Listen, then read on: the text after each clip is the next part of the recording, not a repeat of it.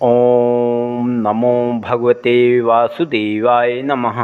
अगली कथा श्री कृष्ण जी और विदुर आदि का राजा दुर्योधन को राजा युधिष्ठिर का राज्य भाग बांट देने के लिए समझाना और दुर्योधन का किसी की बात न मानना। सुखदेव जी ने कहा, हे राजन, जो बात तुमने हमसे पूछी थी इसी बात का उत्तर नारायण जी ने लक्ष्मी जी को दिया था। लक्ष्मी जी ने शेषनाग को बतलाया, शेषनाग जी ने वातस्य ऋषिश्वर को सुनाया, वातस्ययन जी ने मैत्रेय जी ऋषिश्वर को उपदेश किया।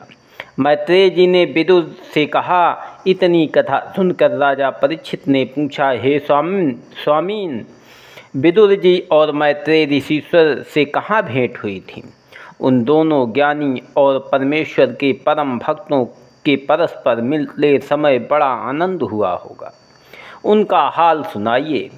सुखदेव जी बोले, हे परीक्षित, जिस समय राजा धृतराष्ट्र ने युधिष्ठिर आदि अपने भतीजों को अन्न समझकर दुर्योधन आदि अपने पुत्रों को प्यारा समझा और दुर्योधन ने अर्जुन आदि पांचों भाई पांडवों को लाह के कोट में टिकाकर आग लगवा दिया, भीमसेन के खाने के वास्ते विष का लड्डू बनवाकर भेजा, अधर्म से जुआ खेलकर उनका राज्य व धन जीत लिया, द्रौपदी ऐसी पतिव्रता स्त्री को राजसभा में नंगी करने के वास्ते दुशासन से उनका चीर खिंचवाया, युधिष्ठिर आदि पांचों भाइयों को 13 वर्ष का वनवास दिया। श्री कृष्ण जी की कृपा से सब जगह उनके प्राण बचे और जब वनवास करके युधिष्ठिर आदि फिर आए तब भी राजा दुर्योधन उनका हिस्सा नहीं देता था। इसलिए श्री कृष्ण जी कृपाचार्य और विदुर आदि को धृतराष्ट्र ने बुला भेजा तो वे लोग कौरवों का झगड़ा मिटाने के लिए पंच होकर राजा दुर्योधन की सभा में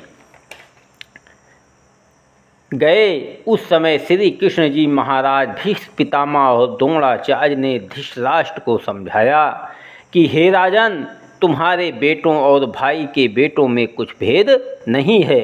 दुर्योधन आदि तुमको स्वर्ग को नहीं ले जा सकते और न युधिष्ठिर आदि तुम्हें नरक में ढकेलेंगे। इसलिए तुमको उचित है कि संसारी व्यवहार झूठा समझकर युधिष्ठिर आदि पांचों भाइयों के खाने व खर्च के वास्ते कुछ गांव उनको दे दो। इस बात में तुम्हारा यश होगा। राजा धृतराष्ट्र ने यह बात सुनकर उन पर कुछ ध्यान न दिया। जब विदुर जी ने अपने भाई धृतराष्ट्र की मति अधर्म पर देखी तब यथार्थ बात समझकर कहा कि हे भाई, तुम युधिष्ठिर आदि का हिस्सा दे डालो, क्योंकि वे साधु पुरुष हैं, किसी के साथ बैर नहीं रखते, सबको अपना मित्र जानते हैं। युधिष्ठिर, भीमसेन, अर्जुन, नकुल और सहदेव पांचों भाइयों में ऐसी सामर्थ्य है कि यदि वो चाहें तो उनमें से एक ही मनुष्य 10 दिक्पाल को युद्ध में जीत सकता है। इसके सिवा वैकुंठनाथ श्री कृष्ण जी उनके सहायक हैं। तुम जो समझते हो कि मेरे 100 पुत्र बड़े बलवान हैं, सो श्याम सुंदर के प्रमुख रहने से उनके किए कुछ नहीं हो सकता। इस अधर्म में तुम्हारा धन और धर्म दोनों नष्ट हो जाएंगे। तुम्हारा बेटा दुर्योधन श्री कृष्ण जी से बैर रखता है, इसलिए उनके साथ प्रीति करने और उनकी बात मानने से तुम अपने वास्ते अच्छा न समझो। युधिष्ठिर आदि पांचों भाइयों का हिस्सा बांट दो। दुर्योधन से जो राज्य और धन के मद में अंधा हो रहा है, राज सिंहासन छीन लो। इसी में तुम्हारे कुल और परिवार का कल्याण है।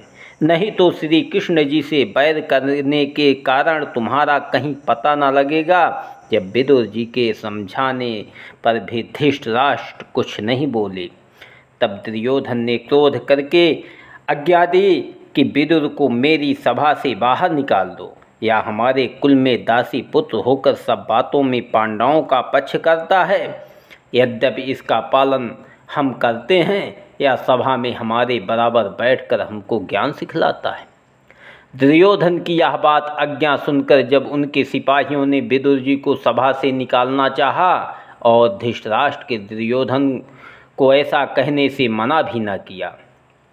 तब विदुर जी ने समझा कि कदाचित कोई मुझे सभा से बाँह पकड़ कर उठा देगा तो अधिक अपमान होगा, इसलिए अपने आप यहाँ से उठकर जाना उचित है। वृंदावन बिहारी कौरवों का नाश करना चाहते हैं, इसलिए धृतराष्ट्र आदि कौरवों के मन में अधर्म समाया है। अच्छी बात समझाना इनको बुरा मालूम होता है। ऐसा विचार कर विदुर जी वहाँ से उठकर द्वार पर चले आए। उन्होंने यह समझकर धनुष बाण आदि शस्त्र वहीं धर दिया कि शस्त्र समेत चले जाने से दुर्योधन को इस बात का संदेह होगा कि यह पांडवों की तरफ से जा मिला। विदुर जी ने अपना वस्त्र भी उतार डाला और केवल एक लंगोटी बांधकर और चादर ओढ़कर हस्तिनापुर से उत्तराखंड को तीर्थ यात्रा करने के वास्ते चले गए। शस्त्राधिक रख देने का यह दूसरा कारण यह था कि विदुर जी परम भक्त थे, होनहार जानते थे कि अब दुर्योधन आदि कौरवों का नाश होने वाला है। मैंने उनके कुल में जन्म लिया है, इसलिए मुझे पहले से अपने सब शस्त्र रख देना चाहिए जिसमें युद्ध न करना पड़े।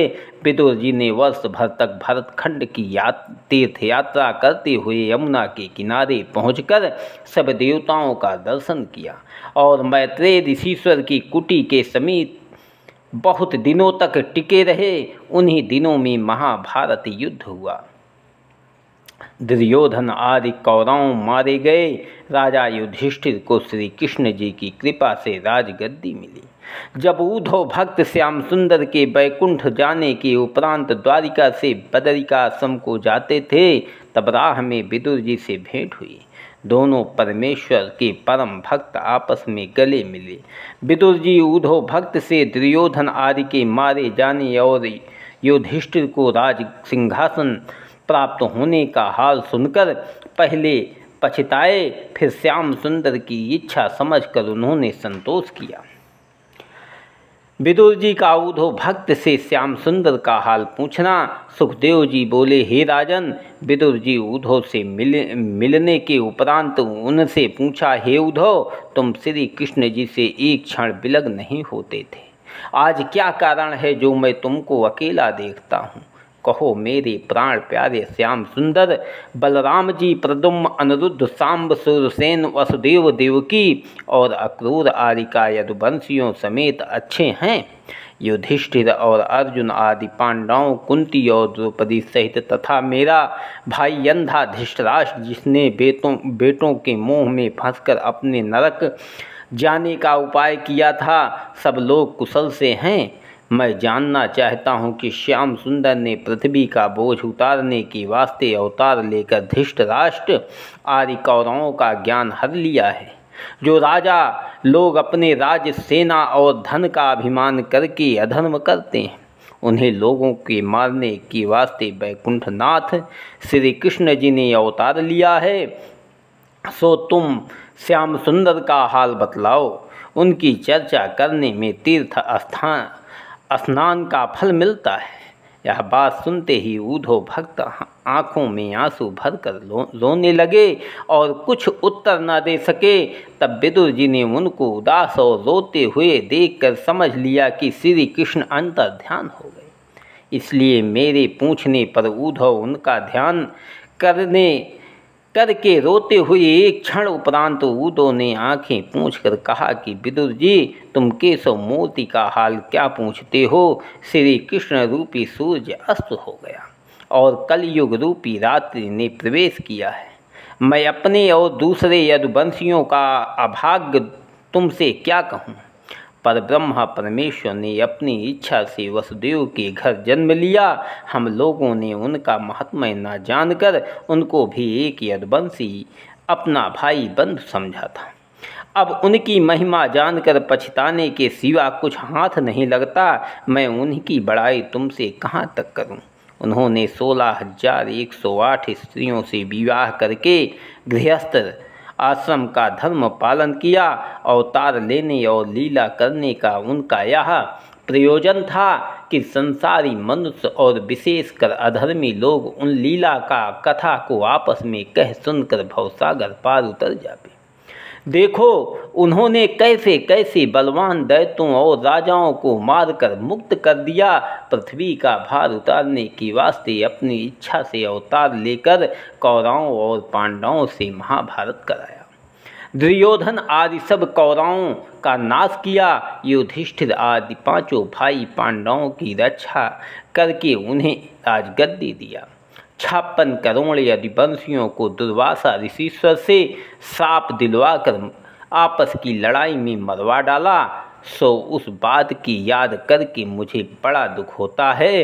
हे विदुर, तुम निश्चय करके जानो, जब से श्याम सुंदर यदुवंशियों को नाश करके बैकुंठ को पधारे, तब से सत्य और धर्म संसार से उड़ गया। मैंने बहुत विनती करके उनसे कहा कि मैं जन्म भर आपकी सेवा व टहल में रहा, मुझे भी अपने साथ ले चलो। पर मुझे ना ले जाकर मुझसे बोले, तू बदरी केदार में जाकर मेरा ध्यान करके मुक्त हो जा। जो कुछ ज्ञान उन्होंने मुझे बतलाया उसका हाल एक ग्रहवें स्कंध में लिखा है। तत्व ज्ञान मुझसे यह कहा कि हमको जानकर सब संसार का नाश समझो और जीवात्मा कभी नहीं मरता, इसलिए मेरे वियोग का शोक ना करो। मरना कैसा होता है, जिस तरह एक कपड़े को उतार कर दूसरा वस्त्र पहन लेवे, उसी तरह यह जीव एक चोले को छोड़कर दूसरे तन में प्रवेश करता है। उद्धव जी का विदुर जी से श्याम सुंदर की स्तुति व प्रशंसा करना। उद्धव ने विदुर जी से कहा, देखो श्याम सुंदर ऐसे दीन दयालु थे कि जिस पूतना राक्षसी ने उसका प्राण हरने के वास्ते अपने कूचों में विष लगाकर उन्हें दूध पिलाया, उन्होंने उस राक्षसी को भी मारकर बैकुंठ में भेज दिया।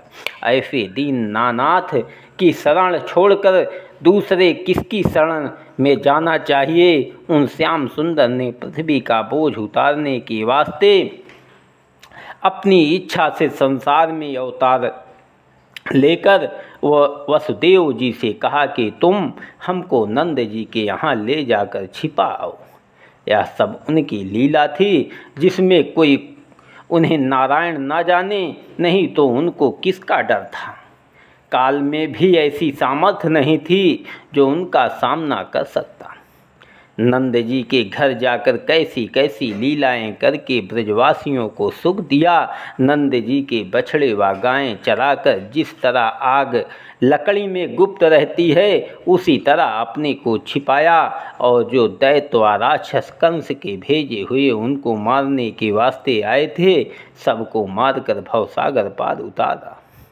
इंद्र का अभिमान तोड़ा, गोपी व ग्वालों को बैकुंठ का दर्शन करा के अपना चतुर्भुजी रूप दिखलाया।